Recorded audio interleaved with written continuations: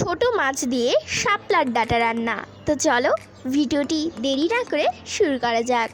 প্রথমে আমি একটি কড়াই বসাবো চুলার উপর, তার ভিতরে তেল দিয়ে দেব, তারপরে দেব পেঁয়াজ কুচি, এরপর মরিচ দিয়ে নেব। মরিচ দেওয়ার পর একটু ভেজে নেব, ভেজে নিয়ে আমি মরিচের গুঁড়া হলুদের গুঁড়া দিয়ে দেব, এরপর ভালোভাবে ভেজে নেব লাল লাল করে। যখনই লাল হয়ে আসবে তখনই আমি শাপলা ফুলের ডাঁটা দিয়ে দেব। এরপর ওপরে আমি একটু লবণ ছিটিয়ে দেব, তারপর একটু নাড়াচাড়া করব। এরপর কুচি করে রাখা আলুগুলো আমি এখন দিয়ে দেব, এরপর মিশিয়ে নেব।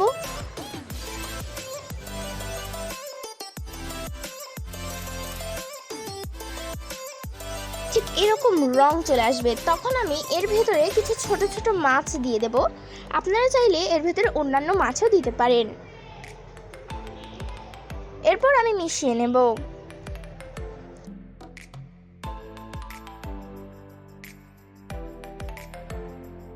তারপর আবার ঢাকনা দিয়ে ঢেকে দেব। তারপর আমি ঢাকনাটা খুলবো, ঠিক এরকম হয়ে আসবে।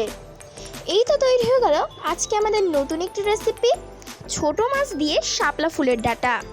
ভিডিওটি ভালো লাগলে অবশ্যই কমেন্ট করবেন। ভালো থাকবেন, সুস্থ থাকবেন। আসসালামু আলাইকুম।